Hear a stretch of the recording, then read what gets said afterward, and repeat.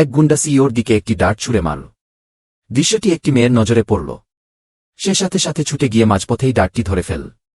কেউ কিছু বুঝে ওঠার আগেই একটি নিয়ন্ত্রণহীন গাড়ি সিইওর দিকে দ্রুত বেগে ধেয়ে এল। এটি দেখে মেয়েটি প্রচণ্ড রেগে গেল। সে আবারও সামনে এগিয়ে গিয়ে সিইওকে বাঁচানোর জন্য ঢাল হয়ে দাঁড়াল। উপস্থিত দর্শকরা পুরোপুরি স্তব্ধ হয়ে গেল। ঠিক তারপরেই মেয়েটি তার জাদুশক্তি প্রকাশ করল। গাড়িটি পুড়ে ছাই হয়ে গেল এবং শুধু স্টিয়ারিং হুইলটি অবশিষ্ট রইল। চালক ভাবল সে হয়তো কোনো দানবের মুখে পড়েছে। ভয়ে জ্ঞান হারানোর মতো অবস্থা হয়ে সে প্রাণভয়ে দৌড়ে পালাল। সেই মুহূর্তে মেয়েটি লক্ষ্য করল যে সিইওর ওপর একটি অভিশাপ দেওয়া হয়েছে। দয়ালু মেয়েটি তাকে এই দুর্ভাগ্য থেকে চিরতরে মুক্ত করার সংকল্প করল। মেয়েটি সিইওকে নিয়ে তার বাড়িতে ফিরে গেল। সে 10 জন শক্তিশালী মধ্যবয়সী ব্যক্তিকে তলব করল। এরপর সে তাদের দিয়ে সিইওকে একটি বৃত্তের মতো করে ঘিরে ফেল। সিইও ভাবছিলেন মেয়েটি বোধহয় একদমই নির্ভরযোগ্য নয়। ঠিক তখনই মেয়েটি তার মন্ত্র পড়া শুরু করল। সিইওর সাথে লেগে থাকা অশুভ শক্তি তাৎক্ষণিকভাবে তার মাথার ওপর উঠে এল। চারপাশের মানুষগুলো তাদের শক্তি সিইওর শরীরে সঞ্চারিত করতে শুরু করল। মেয়েটি আবারও মন্ত্র জপ করল এবং একজন প্রাচীন দেবীকে আহ্বান করল।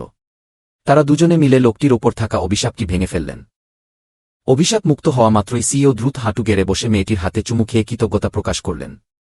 মেয়েটি ঘৃণা ভরে তার হাত সরিয়ে নিল। সেই মুহূর্তে মেয়েটি আবারও টের পেল যে সিইওর বাবা বিপদে আছেন। সে দ্রুত সিইওকে ভবনের বাইরে নিয়ে এল, কিন্তু মেয়েটির যাতায়াতের মাধ্যম দেখে সিইও পুরোপুরি তাজ্জব হয়ে গেলেন। মেয়েটির ব্যাখ্যা দেওয়ার সময় ছিল না। সে লোকটিকে একটি খেলনা গাড়িতে উঠতে বলল। এরপর মেয়েটি জোরে একটি চিৎকার দিল। খেলনা গাড়িটি বাতাসের গতিতে সামনের দিকে ছুটে চলল। একটি পোর্শে গাড়ির চালক এটি দেখে হতভম্ব হয়ে গেলেন।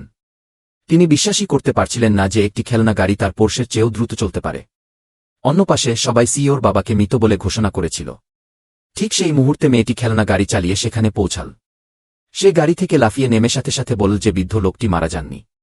সিইওর ছোট ভাই কেবল তাকে অবিশ্বাসই করল না, বরং দাবি করল যে তাদের বাবা অনেক আগেই মারা গেছেন এবং তার সমস্ত উত্তরাধিকার ছোট ভাইয়ের নামে লিখে দিয়ে গেছেন। উত্তরাধিকার শব্দটি শুনে মেয়েটি মুহূর্তেই সব বুঝতে পারল। তার সন্দেহ হল যে এটি ছোট ভাইয়ের সাজানো একটি বড় ষড়যন্ত্র। তাকে পুরোপুরি সবার সামনে উন্মোচিত করার জন্য মেয়েটি সরাসরি তার জাদুশক্তি ব্যবহার করে বৃদ্ধ লোকটিকে পুনরায় জীবিত করে তুলল।